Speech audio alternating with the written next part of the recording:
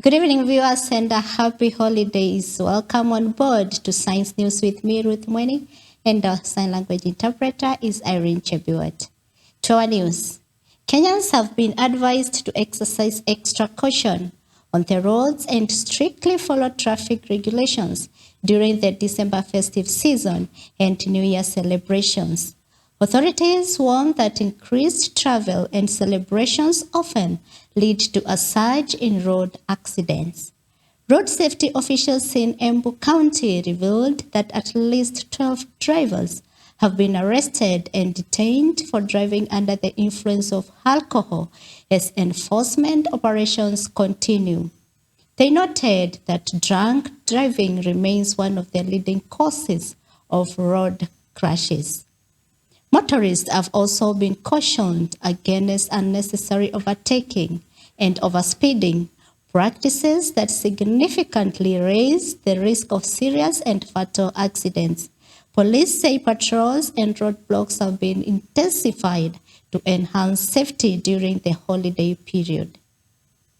Tunatumia bidhaa vya kulevya, tumepata madereva walevi, tumepata magari ambayo hazina stakabadhi ambazo zinafaa, tumepata gari ambazo zinapitia ruti ambazo hazifai kupitia, tumepata magari ambazo speed governor zao zina hitilafu. Speed governor kwa kawaida zinafaa kuwa na maneno matatu: inafaa kulimit, inafaa kutransmit, inafaa kustore. Pia tunaangalia speed. Hatuwezi sasa kusema speed hiyo tumeiweka wapi, lakini kwa ukweli pia tunafanya speed compliance. Kwa sasa tumeshika madereva takriban 12 na bado tunaendelea na hii kazi. Kiingia kwa gari wakati unaelekea nyumbani, ingia kwa gari ile ambaye haina excess, ya bebe excess, uhakikishe usalama wako ukienda nyumbani. Kwa hivyo wakati unafika hapa, tukiangalia tukipata makosa, tunachukua hatua hapo kwa hapo. Drivers wale wako kwa barabara wa make sure ile gari wanaendesha iko sawa sawa, na wanaposimamishwa na waaskari wakiangalia usalama wasitoroke, wasimame. Sisi wenyewe tuko hapa ndio tusaidie members of public, tuhakikishe wamefika mahali wanaenda salama.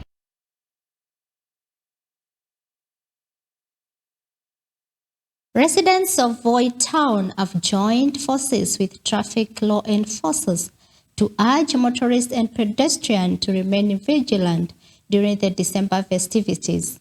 The call comes as traffic volumes surge along the busy highway, with thousands of travelers heading to and from the coast for the holiday season. Voi Sub-County OCPD Patrick Kinaipei said that patrols are being intensified to monitor road usage and curb reckless behavior. He emphasized that both drivers and pedestrians must adhere to traffic regulations to prevent accidents and ensure public safety. Authorities have also appealed to the public to exercise patience while on the roads, particularly at major junctions and known black spots. Kinaipei noted that law enforcement officers will be on a high alert throughout the festive season, aiming to safeguard lives and minimize traffic-related incidents. Na hata wasafiri wetu pia, kitu yenye naweza waeleza madereva wetu katika sekta hii yetu ya uchukuzi ni kuwa waangalie usalama wa abiria. Mbio nyingi kuwe na vidhibiti mwendo vya kuzuia hizo sarakasi zinazotokea. Ndio inatukwaza, lakini kwa sababu wengi wetu hatuko waangalifu, lakini tunaomba uangalifu. Ningependa pia kuwasihi makanga na madereva wajue wanashughulikia watu.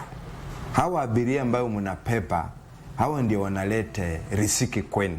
Hawa ndio wanafanya muwe kazini. Kwa hivyo chungeni misiko ya watu. Kusiwe na hali ya taharuki na ripoti nyingi katika mastation zetu hasa Voi kuwa kwamba miziko imepotea ama abiria alikuwa harassed. Hapana. Saa hizi maabiria ni wengi sana, hata magari yawe mangapi hawezi maliza abiria. Kwa hivyo wacha watu waingie kwa magari katika utaratibu na misiko yao ihifadhiwe vizuri. Na pia magari zetu za usafiri ya watu zote wahakikishe kwamba ziko sawa sawa. Pelekeni magari zenu service, maana najua mtakuwa na kasi nyingi. fanyeni service, weka tairi vizuri, maana sisi tutaangalia kila kitu, na kama gari lako halitakuwa linafaa kwa barabarani tutaliondoa. The Interior Cabinet Secretary Kipchumba Murkomen has announced the recovery of 5 illegal firearms by security agencies in the Angata Barrikoi area, which remains under heightened security surveillance. He said such operations are part of the ongoing efforts to restore peace and security in the region. Murkomen added that similar operations will continue in other areas, including Kilgoris, Emuria Dikir, and both Kuria East and West. He emphasized that the authorities are committed to ensuring that all illegal weapons are retrieved to prevent violence and maintain public safety. Speaking in Bulgate constituency, the CS warned that individuals found in possession of weapons after the surrender-free period ends will face strict consequences, including prosecution. He urged residents to cooperate with security agencies and report any illegal firearms in their communities.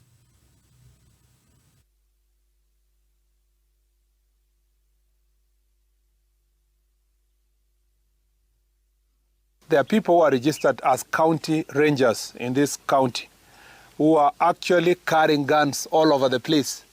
Rangers are supposed to be protecting the areas where there are wildlife, particularly the game reserve.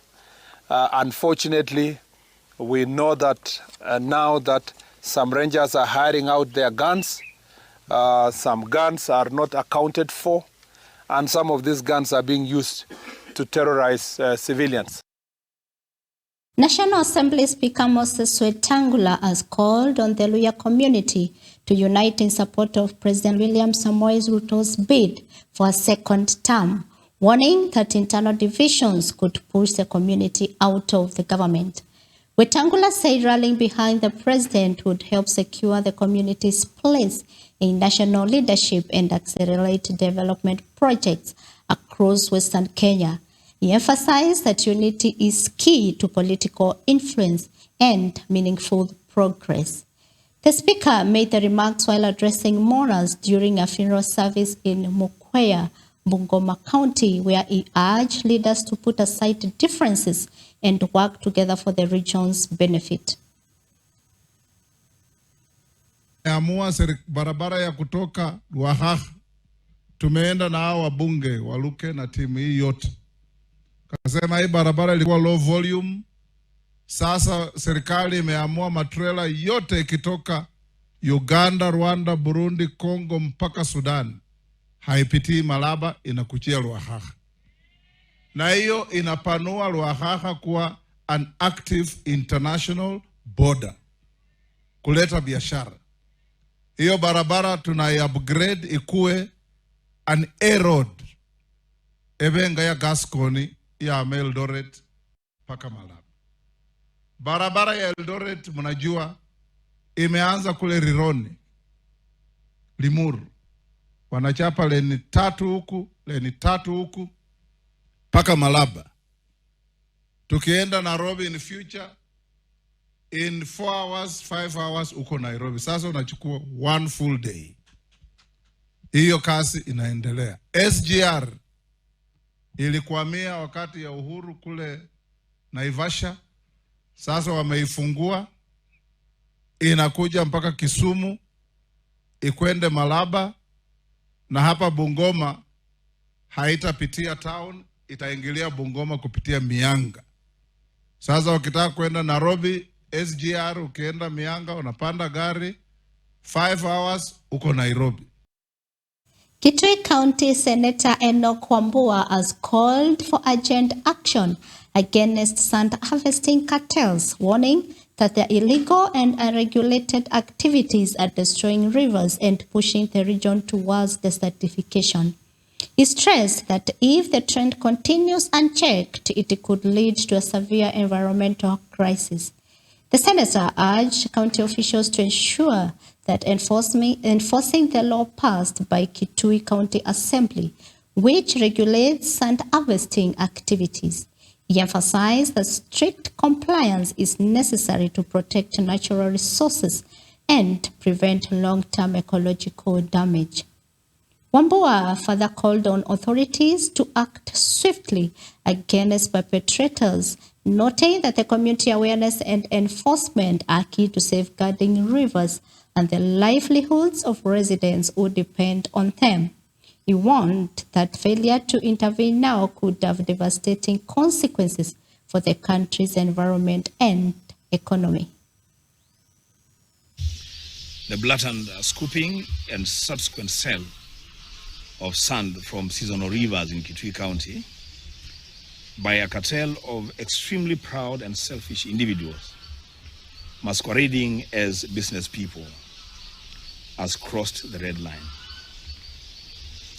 The insatiable greed for primitive accumulation of wealth at the expense of hundreds of thousands of people in our county is the loudest call to action for the leadership of our county and indeed the leadership of our country.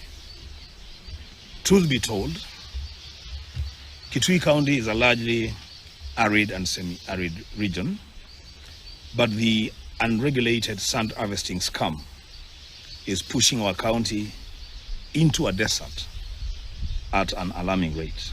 There is a law that has been passed by the county assembly.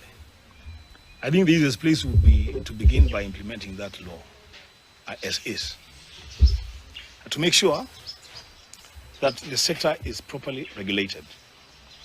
You know, you get a feeling that that sector is so chaotic that anybody who has a truck and sees a river and there is sand, just drive there, scoop sand, do it with it as you please. The reason for the enactment of that law was regulate that sector and to make sure that we stop the destruction of our riverbeds and do proper sand harvesting. Thanks for watching Science News. I've been your host, Ruth Mwene, and our sign language interpreter, Irene Chebiwat. Have a happy holidays.